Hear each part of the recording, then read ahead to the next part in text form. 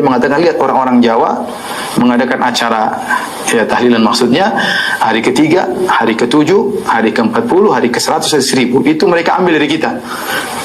Artinya dia berbangga bahwasanya ada tradisi Hindu yang masih berjalan di kalangan kaum muslimin, di kalangan orang-orang Jawa. Maka ini suatu hal yang tidak bisa kita pungkiri bahwasanya melakukan acara. Kenapa harus hari ketiga? Kenapa enggak hari keempat? Coba. Kenapa enggak hari 39 kok 40? Misalnya istighosah di tradisi NU atau tahlil. Kata bapak saya itu kalau ada orang ngeritik tahlil itu kan ngeritiknya karena kita ini 7 hari 40 hari.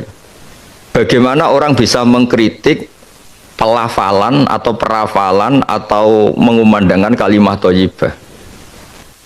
Ketika tahlil itu melibatkan kalimat thayyibah, sebetulnya kan ikut dalil umum saja bahwa kalimat thayyibah itu baik, dilafatkan kemana saja baik, di mana saja baik. Wong itu kalimat thayyibah, orang mau mati ya disunatkan baca kalimat thayyibah. Lalu gara-gara istilahnya 7 hari 40 hari kemudian kan terus dikritik kita. Mana hadisnya, wong Nabi ada ditahlili, sahabat juga ada yang tahlilan, kan terus kita kalah. Karena memang nggak pernah ada sahabat tahlilan gitu, karena sahabat tidak punya kartu NU gitu. Tapi kan repot. Tapi kalau cari dalil sahabat melafatkan kalimat thayyibah pasti gampang, karena ya sahabat suka wiridan. Wong jelas di Quran uzkuru wa dzikron katsira, kamu nyebut Allah dzikron katsira, nyebut yang sering, yang banyak. Tapi kelirunya kita ngistilahkan itu 7 hari 40 hari. Akhirnya lah kebetulan kiai kita nyari dalil yang 7 hari 40 hari. Nyari dalil-dalil, wah 7 hari itu roh sedang begini, kalau 40 hari sedang gini, 100 hari sedang gini. Itu kan otoritas maghibat, sesuatu yang kita tidak tahu. Itu butuh hadis sahih. Nah itu kan terus seneng kubu sebelah nyerang kita. Dianggap goblok lah, dianggap macam-macam. Sebetulnya kalau dianggap nggak apa-apa, kalau kebetulan kita ada goblok lah, yang repot itu dianggap kebetulan kita ya keliru betul, itu saja kan masalah, kan itu kan masalah besar itu. Coba ikutkan saja kaidah umum, misalnya uzkuru wa dzikron katsira. Kenapa kalau wiridan NU la ilaha illallah kok 100? Ya kalau 100 kan pasti dzikron katsira, itu pasti banyak itu. Kenapa tidak 2 saja misalnya? Ya kalau 2 kayaknya diperdebatkan itu sudah banyak apa belum, kan lebih rasional. Yang disepakati banyak ya kita misalnya nyebut la ilaha illallah 10 kali, 100 kali. Pasti orang sepakat itu dzikron katsira. Nah, kenapa ada 2 kali saja? Itu diperdebatkan itu banyak apa belum kalau 2 itu. Daripada kita nyari dalil-dalil yang macam-macam tadi yang. Nah, meskipun saya di NU, entah saya sendiri nggak tahu saya ini kultural apa yang jelas itu konstitusi saya itu bahwa orang alim itu harus menghentikan ilmu dan kitmanul ilmi itu haram, menyembunyikan ilmu itu haram. Terus kemudian saya beri contoh lagi di kitabnya Said Muhammad Abwabul Farad. Ya ini saya tidak cerita halaman-halamannya, yang pokok tadi 2 kitab saja. Nanti kalau cerita terus halaman-halamannya atau kitabnya yang di Amerika bingung loh, nanti Suriahnya belajar terus malah nggak jadi bisnis, malah jadi roi Suriah betulan nanti. Begini. Hadis-hadis tentang jumlah kalimat thayyibah yang banyak itu rata-rata dhaif. Kalau itu diharuskan dan dinisbatkan ke Nabi. Tapi kalau tidak dinisbatkan ke Nabi, tapi karena kreasinya ulama atas nama masyarib, masyarib itu rasa kangen sama Allah sehingga nyebut Allah sering. Itu kan menjadi kaidah umum secara psikologi. Man ahabba syai'an aktsara dzikrah. Orang yang suka sesuatu pasti sering menyebut itu. Karena kita mencintai Allah, maka kita sering nyebut Allah. Kita mencintai Rasulullah, maka sering nyebut Rasulullah. Tapi tetap saja kamu tidak usah bilang bahwa jumlah-jumlah besar itu dari Nabi. Resikonya begini misalnya ya. Misalnya Roi Suriah Amerika Serikat berfatwa orang itu kalau la ilaha illallah 100 kali, maka pasti masuk surga, ditambahi 100 kali. Nanti repot orang yang mau mati kebetulan baca la ilaha illallah 3 kali. Wah ini belum surga karena jumlahnya belum cukup, kuotanya belum cukup. Kan hadisnya 100 kali, itu kan bahaya sekali itu.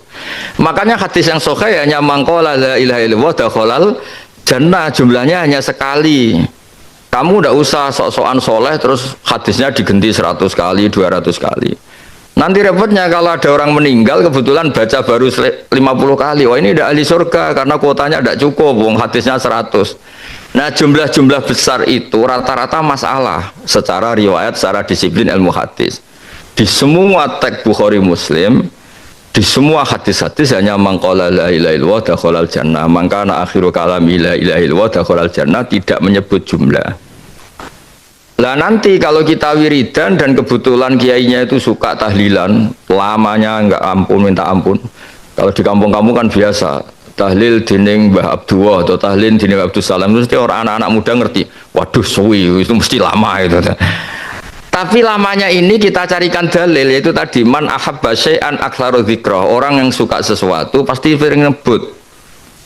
Misalnya Anda hidup di Amerika, mungkin ibu-ibu mencintai satu hal tertentu yang baru terkenal, pasti ya sering nyebut itu. Anak-anak muda baru suka apa, sering nyebut itu. Misalnya dulu saya kan ngertinya ya anak muda-mudi. Sekarang orang bilang Gen Z, semuanya pasti pakai bahasa Gen Z. Nah karena kita mencintai Allah, man ahabba syai'an mesti aktsaru dzikra, orang yang suka sesuatu pasti sering nyebut. Dan kita alhamdulillah digelari Allah walladzina amanu asyaddu hubban lillah. Orang-orang iman itu adalah orang yang sangat mencintai Allah. Ya yang rileks saja ya. Saya pernah ketemu orang yang pakaiannya itu enggak, mungkin kalau orang syariat bilang enggak syar'i lah. Pakai pakaian yang tidak syar'i, tapi dia muslimah, dia ke masjid. Saya ditanya sama seseorang, Gus kok sama orang gitu mau bertemu gitu. Karena terus saya bilang kenapa? Dia pakaiannya tidak islami gitu. Oke, dia tidak pakaian islami itu nyata, tapi dia ke masjid itu islami, tetap sholat itu islami.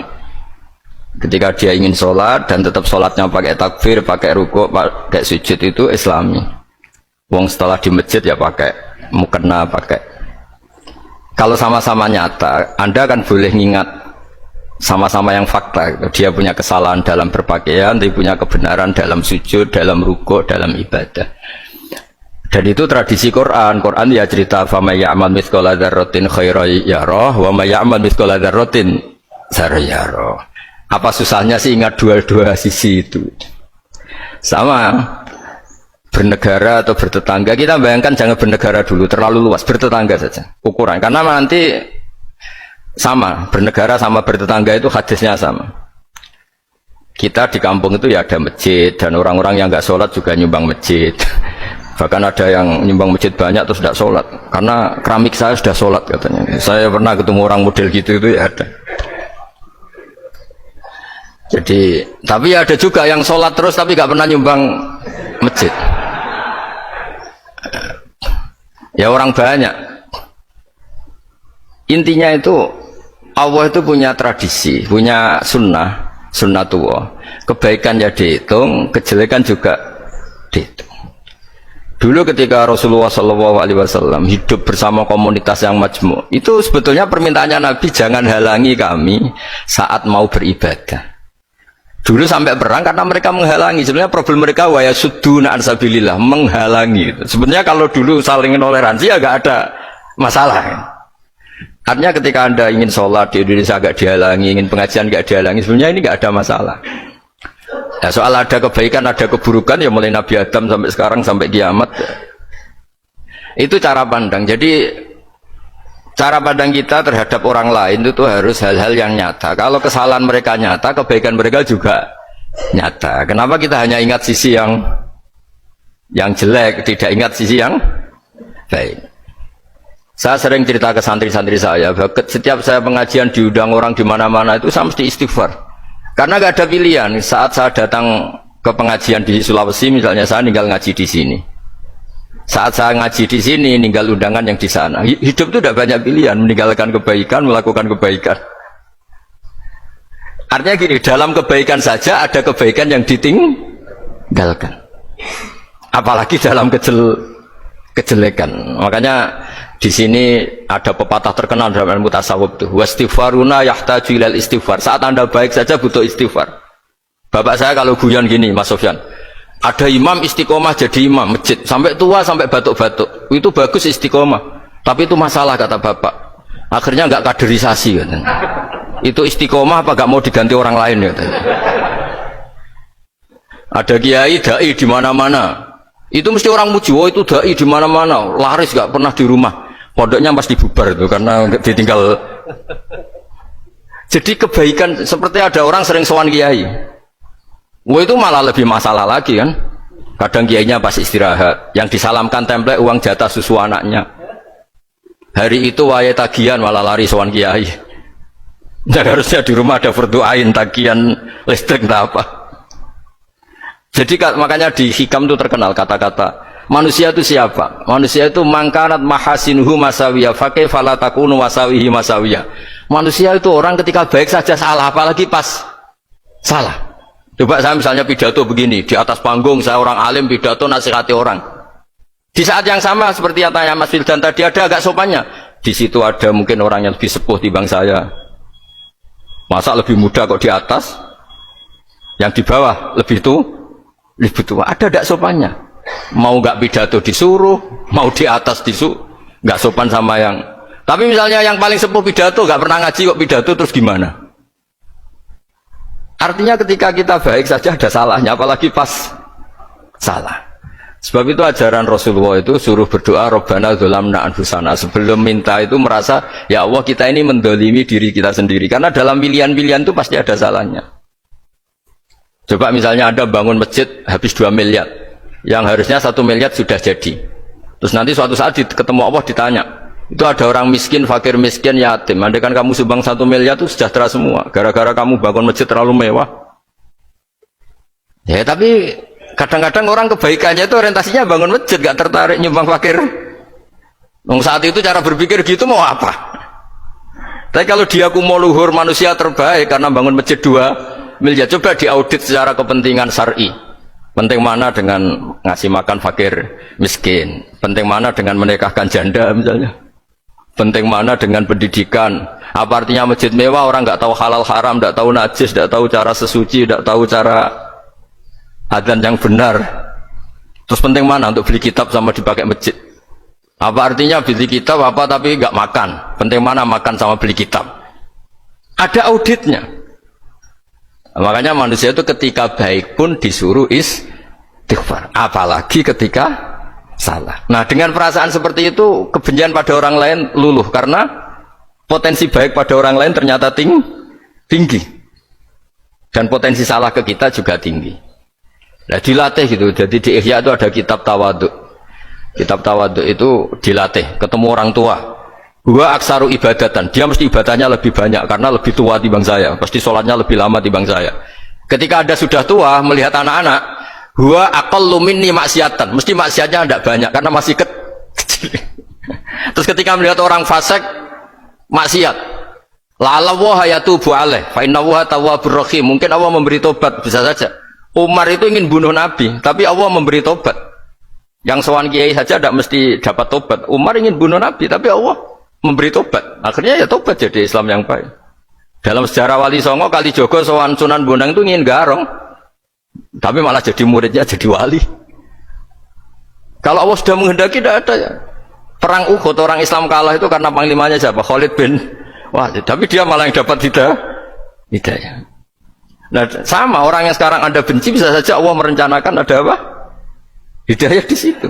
Dan kita yang merasa benar jangan saja ada rencana Allah bikin kita su'ul khotimah, naudzubillah min dzalik, kan tidak pernah tahu.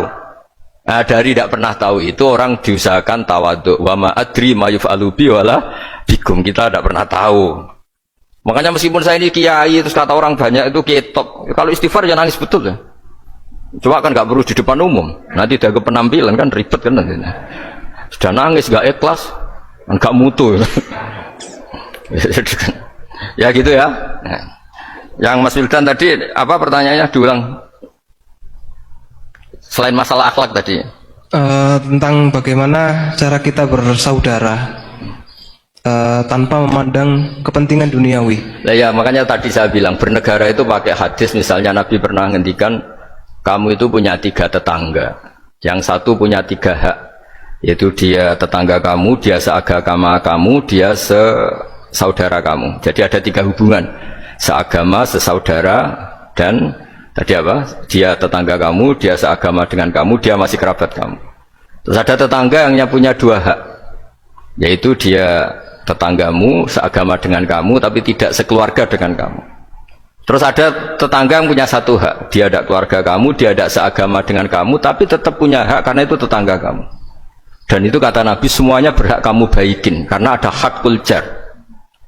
Makanya dulu doa ada bil kubri itu ceritanya sederhana. Ada seorang perempuan Yahudi ya, sowan Sayyidah Aisyah. Kalau sowan ya dikasih uang sama Sayyidah Aisyah. Padahal Yahudi ya.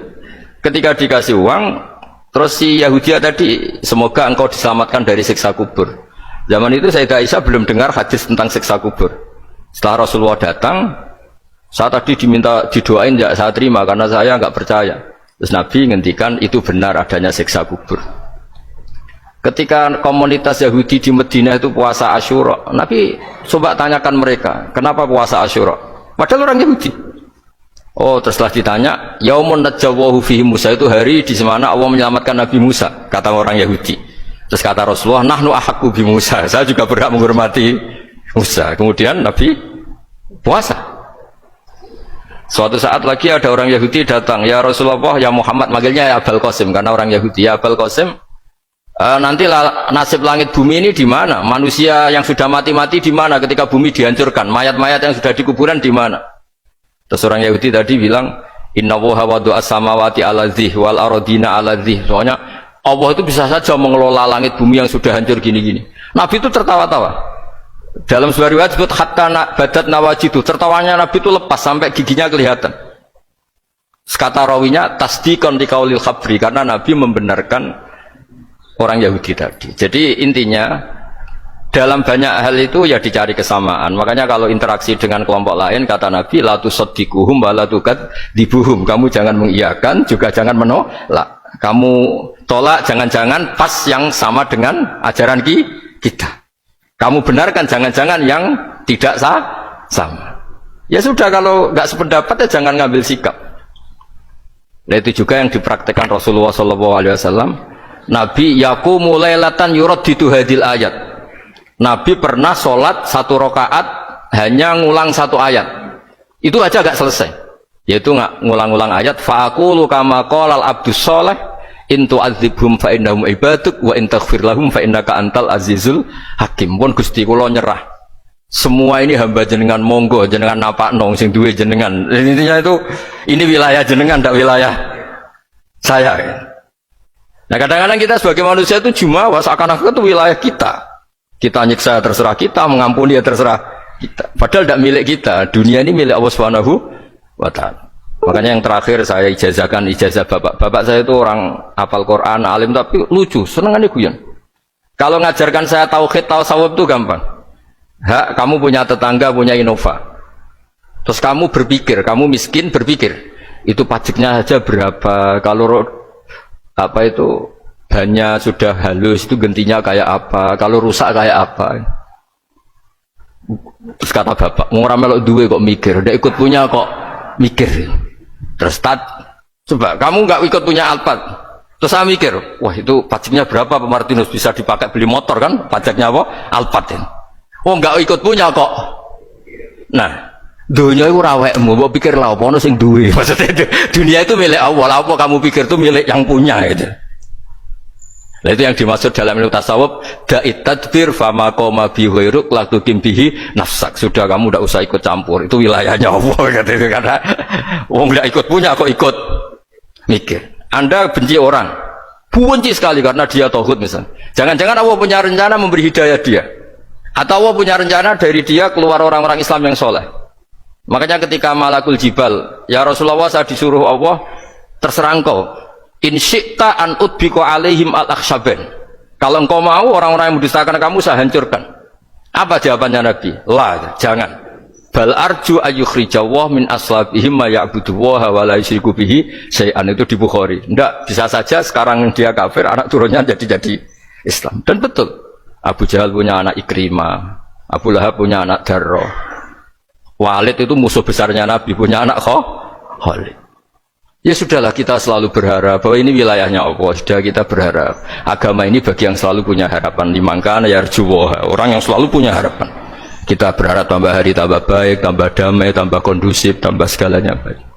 Dan saya seperti ini juga ingin ikhlas dan akan selalu ikhlas. Ya saya sering bilang kalau pejabat mau sini itu sering tak ngel-ngel. Saya ini sudah ingin Indonesia itu baik itu tanpa diminta. Kalau diminta itu malah seakan-akan saya belum melakukan. Ini kan sudah saya lakukan kok baru diminta.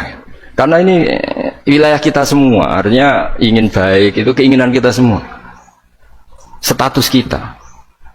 Kata Sayyid Zabidi dalam kitab Ithaf, keinginan baik itu syakhsiyatuk wa haqiqatuk. Itu kamu sekali. Manusia itu kan kata Allah Ta'ala, saya pertama menciptakan manusia itu khunafa, orang yang berkeinginan baik. Baru digoda setan terus macam-macam. Jadi keinginan baik itu hakikatuk wa syakhsiyatuk. Itu kamu sekali. Ingin baik itu kamu sekali.